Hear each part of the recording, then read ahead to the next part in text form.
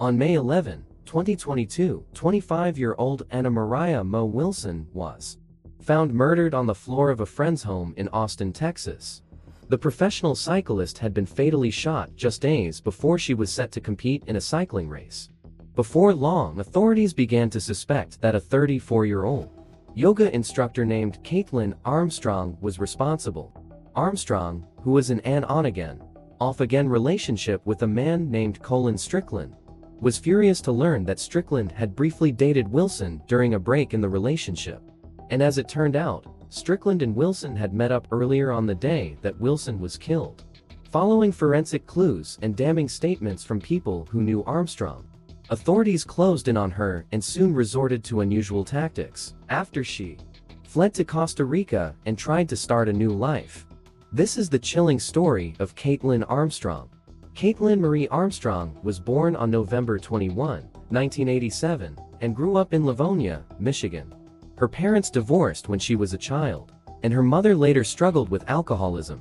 According to a childhood friend, Armstrong was also the victim of sexual violence as a child. Armstrong graduated from high school in 2005, and then attended Eastern Michigan University. She eventually became a licensed realtor, though her biggest passion was teaching yoga.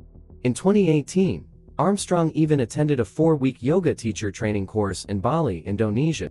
According to other attendees, Armstrong appeared to be a bit reserved.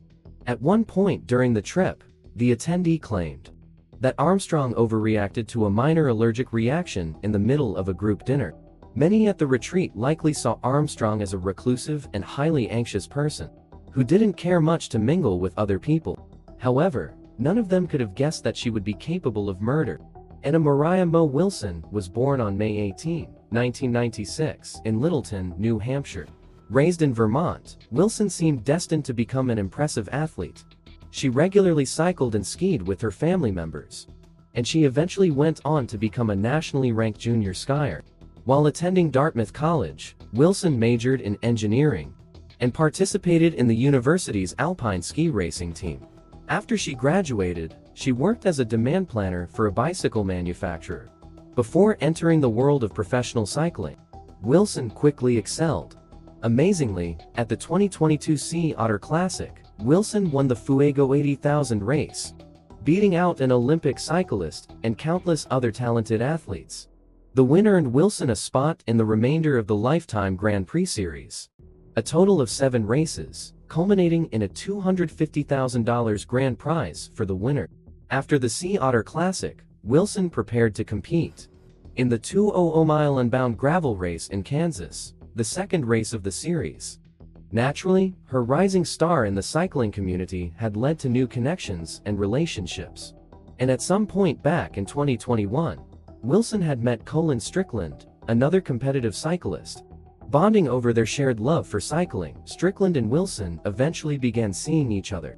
And while it may have seemed like an exciting start to a new relationship, a threat loomed just around the corner.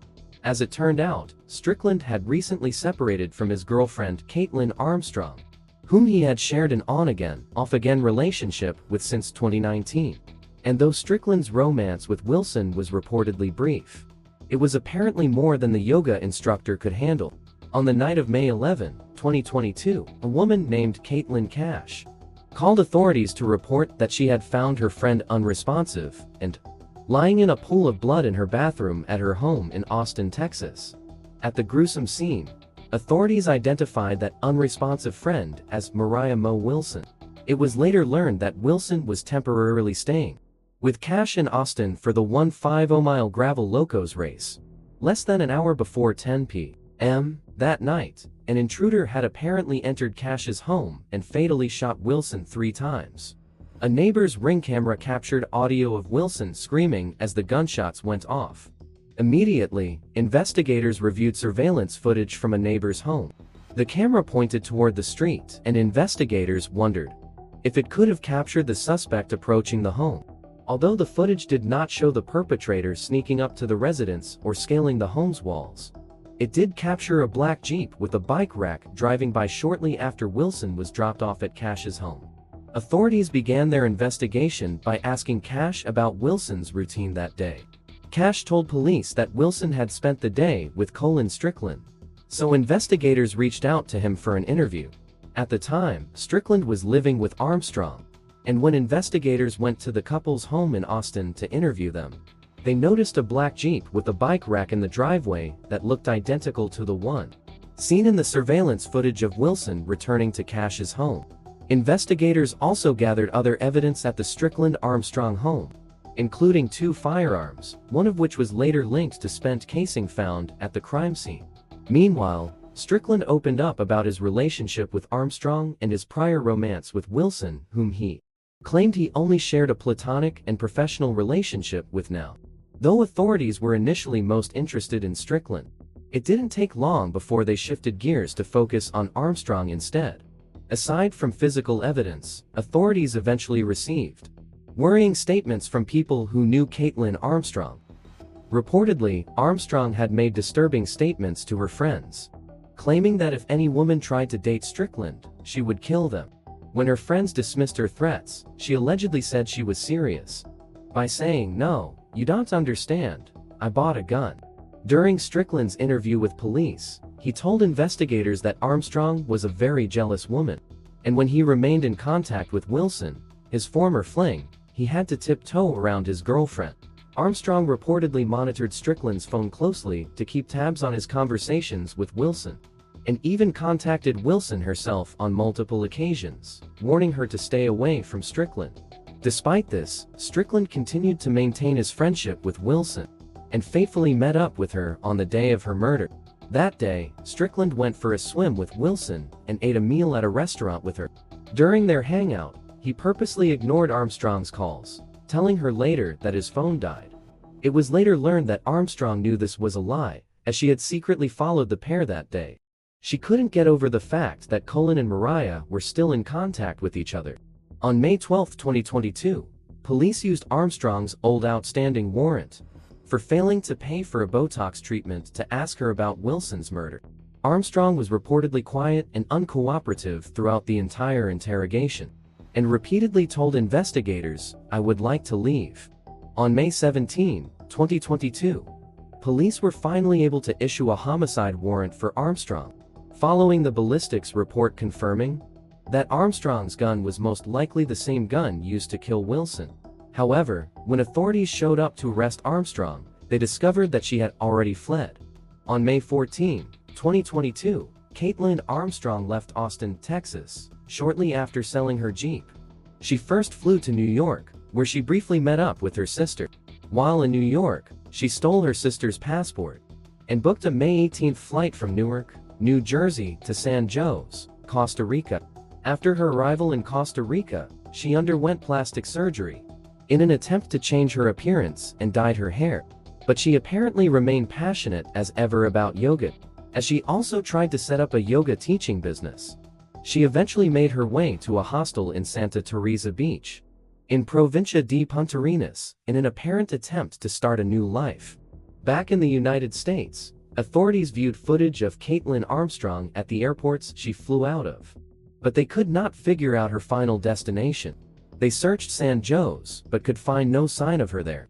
U.S. Marshals ultimately discovered her probable location after putting out fake advertisements looking for yoga instructors. A person believed to be Armstrong responded to one of those ads, proving to be a valuable clue. Agents determined that she had likely traveled to Santa Teresa Beach and was possibly staying at a hostel called Don John's. But finding her wouldn't be easy. In Santa Teresa, there were a lot of tourists and a lot of young women who happened to look similar to Armstrong. And to make matters more complicated, many of these women were also taking yoga classes. To track Armstrong down, authorities resorted to unusual tactics. One female agent ended up taking 3 different yoga classes in the area in the hopes of finding her, while other officers befriended locals, convincing them to send photos that may have had Armstrong in the background. In fact, people had seen Armstrong at local spots in Santa Teresa, but they didn't realize who she was. Armstrong was hiding in plain sight, using different names. But it took another deputy, U.S. Marshal Emir Perez, posing as a Mexican tourist, to finally locate Armstrong. After spotting the young woman at a patio at Don John's, Perez asked her about the place in Spanish. Taking a close look at her as she used Google Translate to respond to him, he then told his fellow agents, 100%, that's her. She's in there. By the time she was finally arrested, she'd been on the run for 43 days. While awaiting her trial, Kaitlin Armstrong attempted to flee again during a medical appointment on October 12, 2023, but she was unsuccessful. During her trial, the prosecution outlined how Armstrong committed the murder on the night of May 11, 2022, claiming that she used a fitness app to track Moriah Wilson's movements while she was staying in Austin. She had downloaded and saved photos of Moriah on her phone, Detective Spittler stated. Based on the GPS data from the fitness app Strava, she was able to see exactly where Moriah was staying by viewing her bike rides. She was stalking Moriah hours before the murder. Along with Strava data, Armstrong likely also kept tabs on Wilson via social media. Considering how closely she was monitoring Strickland's phone, she probably picked up clues from there about where the two would be, so she could follow them and sneak up on Wilson after she was alone. After an emotional trial, Armstrong was convicted of murder on November 16, 2023. She was sentenced to 90 years in prison, and she is currently attempting to get a new trial and a notice of appeal. In June 2024, Armstrong was ordered to pay $15 million to the family of Wilson following a wrongful death lawsuit.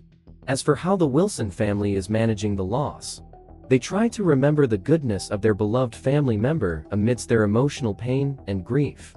Let's discuss your views on this case in the comment. Also, let me know which case you would like to see. Till next time.